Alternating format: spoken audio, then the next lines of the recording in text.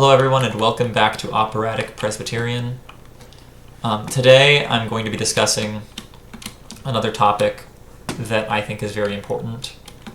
So last time I talked about why I'm converting to the PCUSA from the OPC as a conservative Presbyterian. Today I'm going to be talking about objective beauty in Christianity, especially as it relates to music. So I'm also going to be playing some Minecraft survival games in the background, just because I can't really think of anything better to do while I yap about this. So, traditionally, Christianity believes in the three transcendentals, which are goodness, truth, and beauty. And these three things are rooted in God's nature. So, we believe that God is goodness. God is the objective standard of what is good. And we also believe that God is the objective standard for what is true, because we believe historically in the objectivity of truth, which of course everyone really does. Any debate on this is only evidence of objective truth, because if you deny objective truth, then you're saying that it's objectively true that objective truth doesn't exist, which means that your view is contradictory. But we believe that God is the standard for goodness, we believe that God is the standard for truth, and God is also beauty itself, which means he is the standard for what is beautiful. And anything which is not directly God is only good, true, and beautiful in its relation to God. So, people are good or not good depending on how much like God they are. Now, one person may, in a sense, be better than another. Of course, we still believe that everyone is only good because God makes them good in some sense, and ultimately no one is truly good. But compared to one another, different people can in some ways be more or less good, I would say. So, things are only good inasmuch as they are more like or less like God. And so, we believe that these things are objective, and the more objectively like God they are, the more good, true, and beautiful they are. I just had the worst spawn point. I'm cooked. Yeah, so nowadays a lot of modern Christians will fight very, very hard to demonstrate that goodness and truth are objective, but they will stop short of beauty. They'll ignore the objectivity of beauty and write it off as something that doesn't really exist. They'll say that beauty is in the eye of the beholder.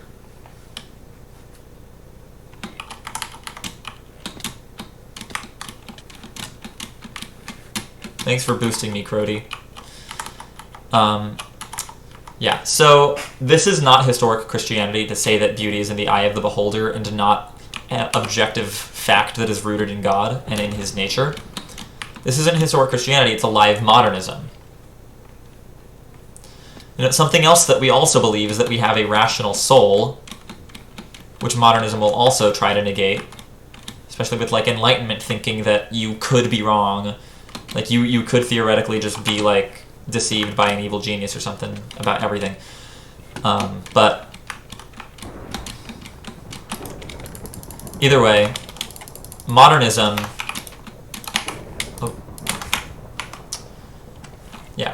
Christianity historically agrees with Greek philosophy that we have a rational soul with an intuitive sense of what is and isn't beautiful and good and true. And modernism will negate that, but again, it isn't historic Christianity. It's not what we have historically believed as the Christian church.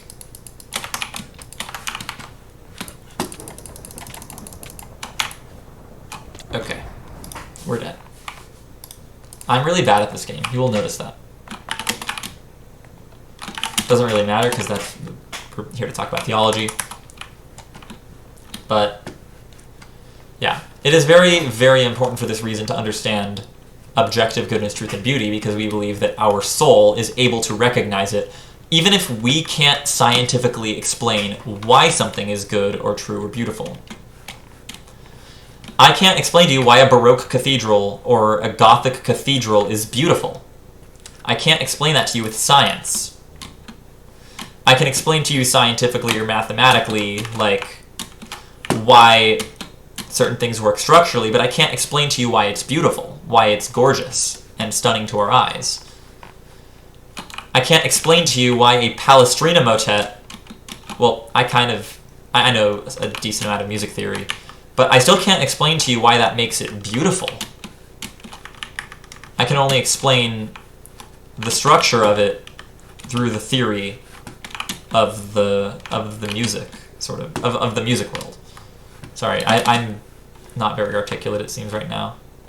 But, yeah. You know that a Palestrina motet, or a Tallis motet, or a Bach chorale, or whatever, is more objectively beautiful than a modern pop song. And it feeds your soul in a way that a modern pop song, or a rock song, or whatever you want.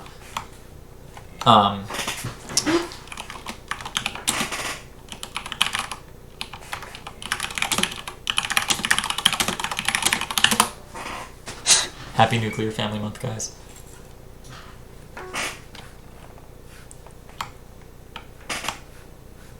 I'm about to get banned from this server.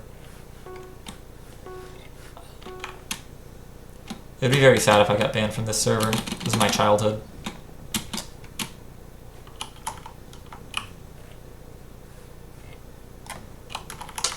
But either way, yeah. So it feeds your soul in a very different way. Sorry, I keep getting distracted. I'm very easily distracted. But again, sorry, I'm going to repeat myself for the third time. It feeds your soul in a way that modern pop music or rock music or you name it does.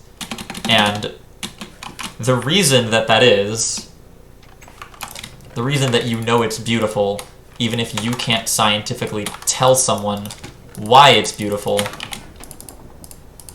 relates to the mind of God. Objective beauty is the easiest to behold in music, I believe. Because everyone likes music, right? Like, hardly anyone would say, like, no, I don't like music, I hate music. Some people would, and they're stupid. But most people would say that they like music. And so that makes this less of like a niche thing.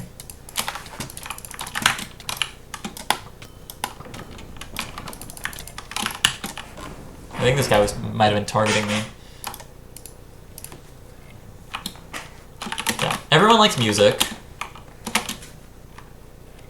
And music shows us the mind of God in a very special way, I think. Because music is mathematical, and mathematics is the code with which God has created the world. We didn't invent mathematics because, like mathematics is not something where if we didn't come up with it the way that we did, it would have just been, like, come up with it in a different way. We observed mathematics in the world,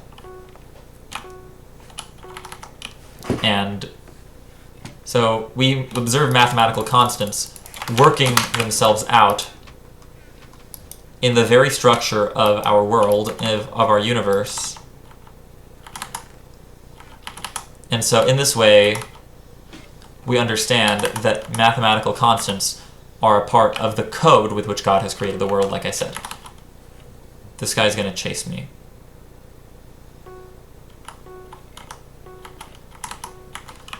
And so, since mathematics is the code that God has created the universe with, we can also then see beauty in mathematics. after this, I'm going to link in the description a video about the Mandelbrot set, which I think is the easiest example that anyone can find of objective beauty coming from mathematics. And we also know that mathematics is a part of the mind of God, because mathematics is by its nature infinite, and our universe is not infinite. If mathematics were really just a part of this universe, then it would not make sense for it to be infinite, but it is infinite, just like God is infinite.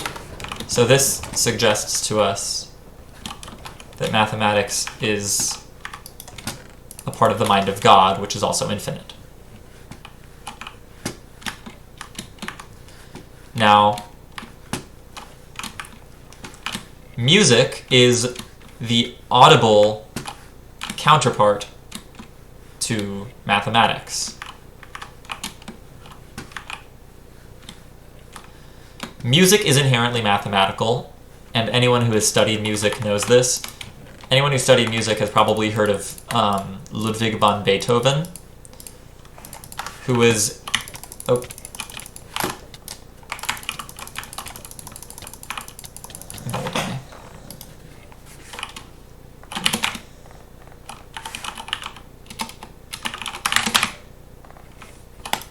There.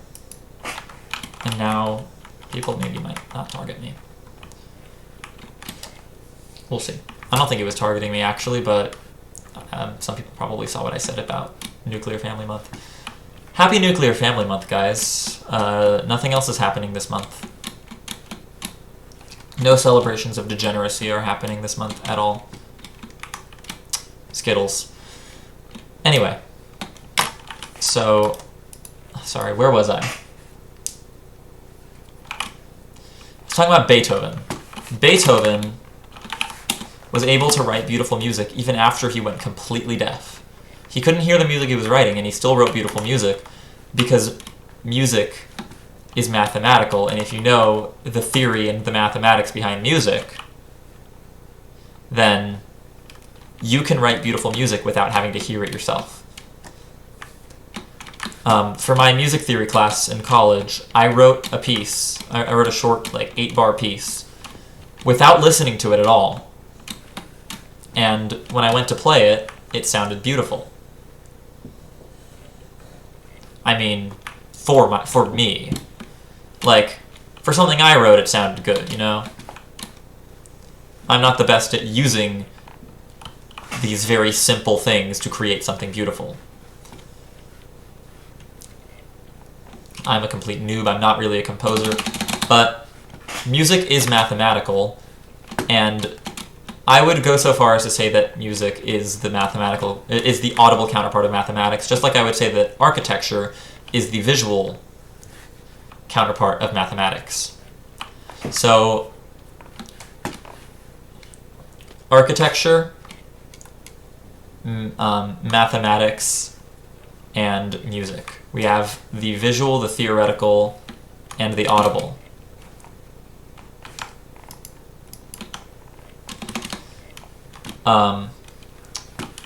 So, since beauty comes from the mind of God, since things are only beautiful inasmuch as they are like the mind of God, music must also be beautiful if it must be objectively beautiful when it is related directly to the thing that shows us the mind of God, which is mathematics. So, I would actually go so far as to say, based on this, that music also has objective truth and objective goodness, in some sense. You can interpret that for yourselves. I'll have to do more thinking on that to really sort of figure out how I conceptualize this. But I do believe that aside from objective beauty, music is also objectively good and objectively true, in some way. What sense, I have not worked out. Now, music is also a theological question. What? Oh, okay. Music is a theological question.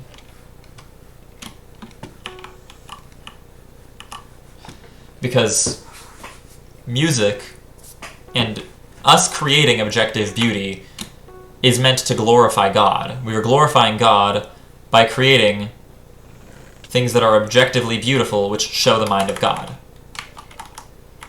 And so in this... What on earth? Okay. Yeah. So our duty is to glorify God, and it's also our chief end. According to the Westminster Shorter Catechism, man's chief end is to glorify God and to enjoy him forever. And so within music, we glorify God by showing his mind and showing objective beauty, objective goodness, and objective truth. And we also enjoy him because we can enjoy those things. Those are things that we have an innate sense for.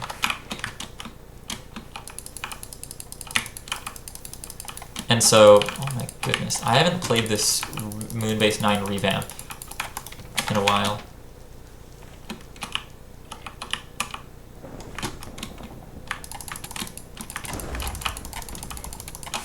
Oh wow. But yeah, so these are things that we use to glorify God, and we also enjoy God through them, which is very important. We enjoy God through objectively beautiful things. Now, modernism comes in and it's centered around alienating ourselves from traditional morality, optimism, and convention. And it's destructive to the universal three transcendentals. It's destructive to objective goodness, truth, and beauty, because it places human reason above God. And it teaches that humans can, without any help at all, come to construct knowledge and morality in society and worship. We'll talk more about worship later. But when we place human interpretation of beauty above God's objective beauty, above God's standard of objectivity for beauty, what we end up creating is worse. Like, when composers start to sort of try to tear down the walls of traditional music, when modernism starts to influence music in the 20th century with people like Schoenberg and composers like that who wrote a lot of atonal music, you can hear that it's just worse. When we abandon the original aim of doing music and studying it like a science and turn it into an art that's just a form of expression, like it's just a way you express yourself and nothing else, when we do that, we end up actually making things that are just worse. Like, we have Schoenberg, which is a good example, and we have all sorts of other atonal music. We have a lot of modern music which substitutes the themes of traditional music for a lot of very degenerate ideas that are destructive to our society.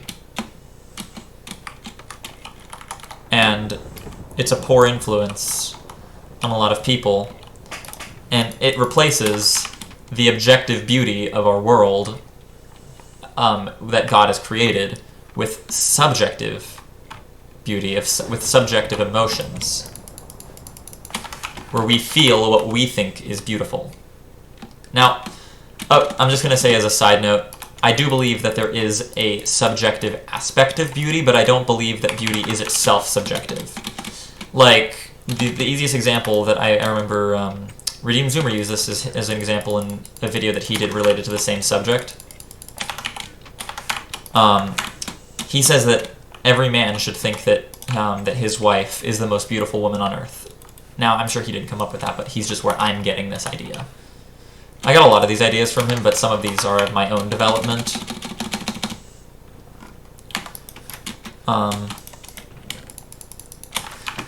And so, yeah, modernism ends up creating things that are worse. And this is also very closely related to what John Williamson Nevin writes in his work Antichrist, or the Spirit of Sect and Schism. When this mindset pervades the church. Modernism is inherently sectarian, as he says. And when we end up doing when we embrace sectarianism and when we embrace modernism, which is a form of sect and a form of schism, a form of heresy, in its most extreme forms, modernism is heretical. Modernism also has a very schismatic mindset. But I recommend you just go read Antichrist or the Spirit of Sect and Schism, because it's a fantastic work by John Williamson Nevin, which exposes a lot of realities. He says that a mark of Antichrist, which modernism is a form that the Antichrist has taken, that the spirit of Antichrist has taken in history,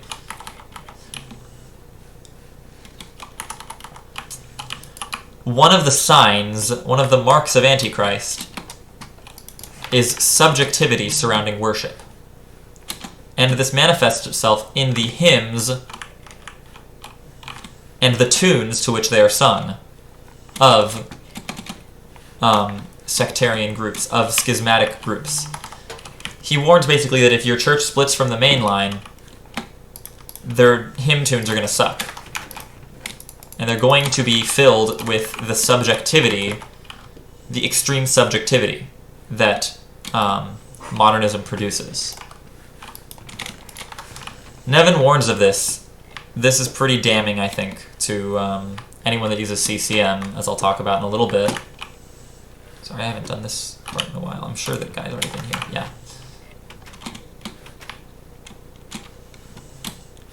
So, yeah. When we place human interpretation above God's objective beauty, it becomes inherently worse, as we've established. Proverbs 3 says to trust in the Lord with all your heart, and lean not on your own understanding. In all your ways submit to him, and he will make your paths straight. Do not be wise in your own eyes. Fear the Lord and shun evil. So, we're not to trust in our own interpretation of what is beautiful. We're to trust in what God has said is beautiful, and what we can see is beautiful through the mind of God, which is manifested to us in mathematics. Oh, I've already opened that chest. I don't know where to go after that, so I'm just going to wander around the map. But, yeah. Now, Christianity has the best tradition of music of any religion. We have composers like Bach, we have Handel, as I've said, we have Palestrina, Haydn, Mendelssohn, we have Byzantine and Gregorian chant, we have gospel music. Christianity has all sorts of traditional styles of music, depending on which Christian tradition you're in. Protestantism, of course, we have our composers.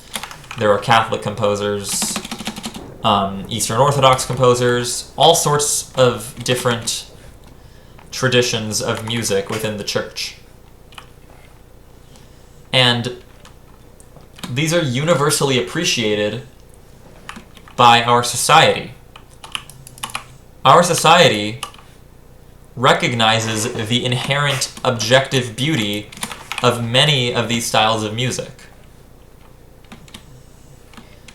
And it is just not so with CCM, with contemporary Christian music. All of society, not just Christians, appreciates classical hymns, chants, other Christian classical music, all of that stuff. But CCM just completely lacks this cultural appreciation because it doesn't care about objective beauty. Like, CCM basically says that all that matters is the message of the song, and then whatever the music itself isn't really important. The tune doesn't matter.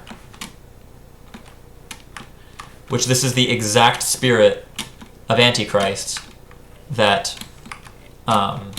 Nevin talks about.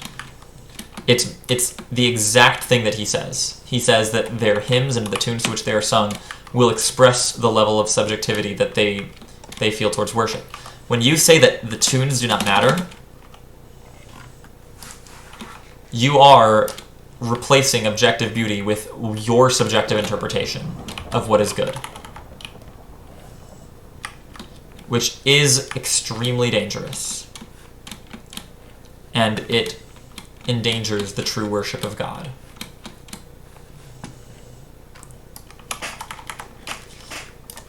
Now, the other thing that I would say is, if the music is less important than the message, like, the problem with that argument is that if the music is bad, it actually makes the message worse. You know, when I converted to Christianity, I didn't know much, like, Christian music, and the people I asked were very, like, schismatic non-denominationals, and I asked them, I said, guys, what kind of Christian music should I listen to? And they said, you know, if you like, you should listen to CCM, or like, they gave me these artists. They didn't say, like, listen to CCM. They said, check out this, like, so-and-so artist, so-and-so songs. And they're contemporary songs. And I listened to them, and I was like, this music is lame. And they were like, the music doesn't matter, it's just the message.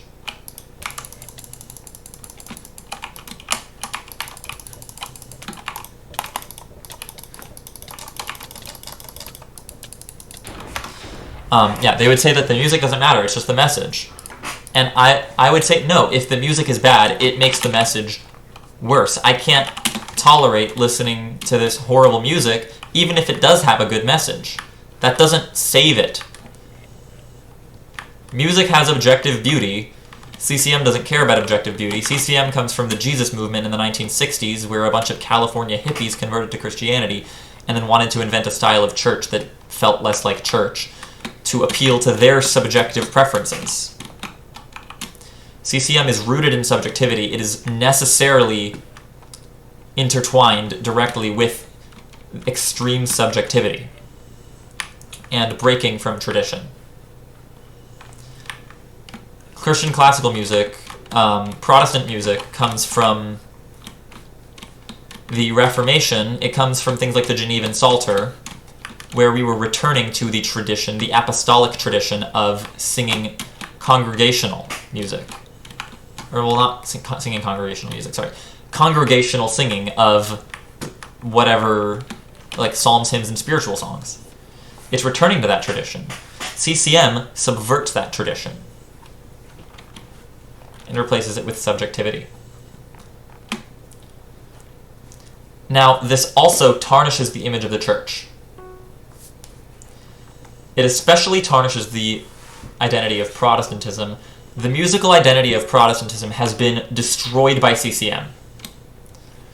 You know, you'll watch, like, these videos made by Catholics that are like Protestant versus Catholic music. And you listen to the Protestant one and it's like some trash CCM, hands clapping, guitar drums.